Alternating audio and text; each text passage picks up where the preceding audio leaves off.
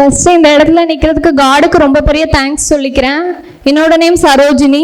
நான் இங்கே பக்கத்தில் திருநெல்வேலி தான். IBPSPO இந்தியன் பேங்க்கில் கிளியர் பண்ணியிருக்கேன்.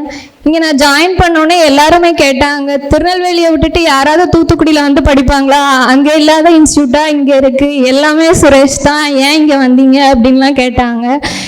ஆனால் இங்கே நான் வந்ததுக்கு ஒரு முழு காரணம் எங்கள் சித்தப்பா தான்.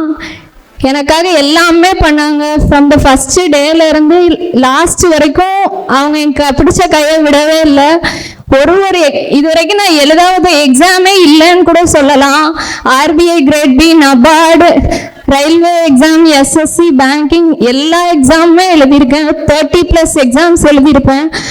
ஆனால் கூட இங்கே ஜாயின் பண்ண ஃபஸ்ட்டு கிளாஸ் பேட்ச் வந்தோடனே கிளாஸ் பேட்ச் ஃபுல்லாமே எங்களுக்கு ராஜா சார் தான் எடுத்தாங்க. நான் ஃபஸ்ட்டு பெஞ்சில் தான் உட்காந்துருப்பேன். ராஜா சாருக்கு எனக்கு நல்லாவே தெரியும். நான் எப்போவுமே எங்கேயாவது போனால் என்ன இன்னும் இங்கே இருக்க, இன்னும் என்னாச்சுன்னு கேட்டுக்கிட்டே இருப்பாங்க. அப்போலாம் எனக்கு ரொம்ப கில்ட்டாக இருக்கும். ஆனால் அந்த கிளாஸ் பேட்சில் ஒரு நாள் கூட நான் மிஸ் பண்ணது கிடையாது. அங்கே நிறைய லேர்ன் பண்ணிட்டேன். அப்புறம் அப்படியே ப்ரிலிம்ஸ், மெயின்ஸ், இன்டர்வியூன்னு போனேன். IDBI கிளியர் ஆச்சு. அது ரொம்ப பெரிய ஃபார்ச்சூனாக இருந்துச்சு. அது ஒரு அன்எக்ஸ்பெக்டட் ரிசல்ட். அந்த ரிசல்ட் தான் அடுத்த 1 இயர் என்னை படிக்கிறதுக்கு ரொம்ப மோட்டிவேட்டாக இருந்துச்சு. இதில் நான் என்ன தெரிஞ்சுக்கிட்டேன்னா, எந்த நோட்டிஃபிகேஷன் வந்தாலும் அப்ளை பண்ணாமல் விடவே கூடாது. ஏன்னா நமக்கே தெரியாது எந்த எக்ஸாம் நம்மளுக்கு கிளியர் ஆகும்னு. ரொம்ப டீமோட்டிவேட்டாக இருக்கும்போது ஒரு பாசிட்டிவ் ரிசல்ட் ரொம்ப அது ஹெல்ப்ஃபுல்லாக தான் இருக்கும். அந்த வருஷம் IBPSPO கிளியர் ஆகலை, ஆனால் ரொம்ப எக்ஸ்பெக்ட் பண்ண ரிசல்ட். ஆனால் இந்த வருஷம் அதே IBPSPO என்னோட ஃபர்ஸ்ட் ப்ரிஃபரன்ஸ் இந்தியன் பேங்க்லேயே கிளியர் ஆனது ரொம்ப ஹாப்பி. நான் ஏன் இந்தியன் பேங்க் ஃபஸ்ட்டு ப்ரிஃபரன்ஸ் கொடுத்தேன்னா, எனக்கு அக்கௌண்ட்டே அங்கே தான் இருக்குது.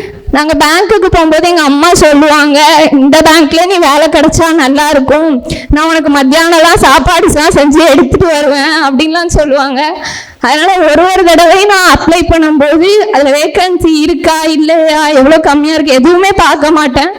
இந்தியன் பேங்க்குன்னு கண்ணை மூடிட்டு கிளிக் பண்ணிடுவேன். நெக்ஸ்ட்டு தான் கனரா, அப்புறம் எல்லாமே கொடுப்பேன்.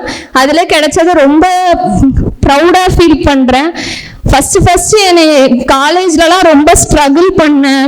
ஃபினான்ஷியலாக ரொம்ப பாதிப்படைஞ்சு தான் இருந்தேன். பார்ட் டைம் ஒர்க் போயிட்டு அப்படி தான் போச்சு. திடீர்னு காலேஜ் முடிச்சதுக்கப்புறம் நம்மளும் எங்கேயோ போய் ஒரு 10,000 ரூபாய் சம்பளத்துக்கு தான் வேலைக்கு போகிறோம் அப்படின்னு நினச்சேன்.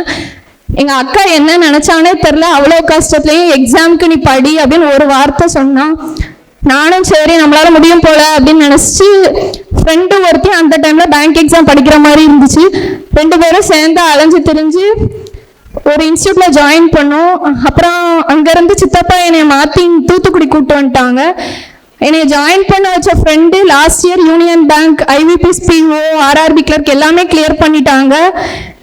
அவங்க அந்த ஃப்ரெண்டோட பாசிட்டிவிட்டி இல்லைன்னா இந்த இடத்துல இங்கே நின்றுப்பேனான்னு தெரியாது. அவங்க பேர் சூர்யா. நெக்ஸ்ட்டு ஸ்மைலின்னு ஒரு ஃப்ரெண்டு இருக்காங்க. அவங்கள மாதிரிலாம் யாருக்குமே ஃப்ரெண்டு கிடைப்பாங்களான்னு தெரியாது. காட்ஸ் கிஃப்ட்டுன்னு தான் சொல்லணும். என்னால் ஃபீஸ் பே பண்ண முடியாத டைமில் கூட எனக்கு ஃபீஸ் அனுப்புவாங்க. லாஸ்ட் 2 months நான் இங்கே சர்வே ஆனதுக்கு ஃபுல்லாமே ஃப்ரெண்ட்ஸ் மட்டும்தான் காரணம். ஒரு மாதிரி இந்த மொமெண்ட் எப்படி எக்ஸ்பிரஸ் பண்ணதுன்னு தெரியல. ரொம்ப ஹாப்பியாக இருக்குது. தேங்க்யூ. எங்களோட சிஸ்டரோட ஹஸ்பண்ட் தான் நான். எப்படி சொன்னால், அந்த உலகத்தில் ஒருத்தங்க அச்சீவ் பண்ணுறாங்க அப்படின்னா கண்டிப்பாக ஒரு சின்ன வேலையாக இருந்தாலும் சரி, அரசாங்க வேலையாக இருந்தாலும் சரி, கண்டிப்பாக அவங்களுக்கு வந்து பேக்கப்பு ஒன்று அப்பா இருப்பாங்க, இல்லாட்டி அம்மா ஸ்டாண்டர்டாக இருக்கணும், இல்லாட்டி அண்ணன் தம்பி யாராட்டு கரெக்டாக இருக்கணும். அப்படி இருந்தால் தான் முடியும். ஆனால் என்னோடய குழந்தைய எனக்கு முறை உண்டு. அவங்களுக்கு அப்படிப்பட்ட எந்த பேக்கப்புமே கிடையாது.